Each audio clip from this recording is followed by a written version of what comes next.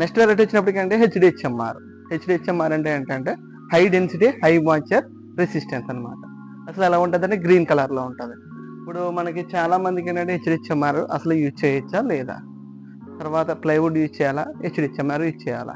యాక్చువల్గా హెచ్డిహెచ్ఎంఆర్ అనేది ఏంటంటే ప్లైవుడ్ కన్నా ఫినిషింగ్ బాగుంటుంది, వేరే లెవెల్. యాక్రిలిక్ వేసిన లామినేట్ వేసిన ఏంటంటే ఆ ఎపీరియన్స్ అనేది వండర్ఫుల్గా ఉంటుంది. కానీ ఏంటంటే దీంట్లో చిన్న ఇష్యూ ఏంటంటే స్క్రూ ఫిట్టింగ్ అనమాట.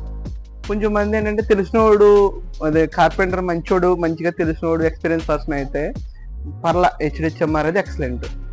లేదు కొంచెం ఫస్ట్ టైం స్టార్ట్ చేస్తున్నారంటే ఏంటంటే స్క్రూ ఇష్యూ ఉండాలి, 2-3 సార్లు స్క్రూ వేసి తీసి అప్పుడు ఏమవుతుందంటే స్క్రూ హోల్ పెద్దది అవ్వడం వల్ల ఏంటంటే ఈ స్క్రూ అనేది పట్టుకోదు. లేదు హెచ్డిహెచ్ఎంఆర్ ఏంటంటే నాకు తెలిసినంత వరకు ఒకటి సిఎన్సి కటింగ్కి మంచిగా ఏదైనా ఇప్పుడు పూజా మందిర్లో సిఎన్సి కటింగ్ చేయాలన్నా, ఏదైనా ఆర్చ్ చేయాలన్నా, మంచి డిజైన్ ఏదైనా మౌల్డింగ్ చేయాలన్నా హెచ్డిహెచ్ఎంఆర్ మించింది అయితే లేదు. ఫుల్లీ వాటర్ ప్రూఫ్ వస్తుంది, 100% మీరు వాటర్ ప్రూఫ్ బాయిల్ కూడా చేసుకోవచ్చు. దీన్ని ఏంటంటే సెంచరీ బ్రాండ్ అండి, ఇది 10 years వారంటీ వస్తుంది. అలాగే గ్రీన్ ప్లే, యాక్షన్ టెస్టా బ్రాండ్స్ ఉన్నాయి, రకరకాల బ్రాండ్స్ ఉన్నాయి మార్కెట్లో. నాన్ బ్రాండెడ్ కూడా దొరుకుతాయి. అసలే ఇప్పుడు దీనికి కిచెన్ వర్క్ అయితే 100% వాడుతున్నారు చాలామంది. ఏంటంటే 100% వాడండి, కానీ ఏంటంటే దీంట్లో స్క్రూ ఇష్యూ ఉంటుంది. అది మనం మోడలర్ ఫ్యాక్టరీకి అయితే ఎక్సలెంట్గా ఉంటుంది అనమాట హెచ్డిహెచ్ఎంఆర్ అనేది. ఈ ఫినిషింగ్లో మటుకి వేరే లెవెల్.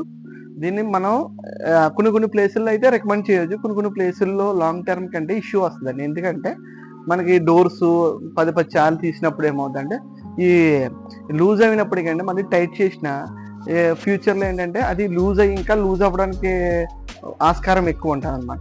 దాన్ని బట్టి ఏంటంటే హెచ్డిహెచ్ఎంఆర్ ఎక్కడ వాడాలో ఏంటి అనేది ఒక అవగాహన తెచ్చుకుని వాడడం వల్ల చాలా మంచిది అనమాట. ఓకేనా.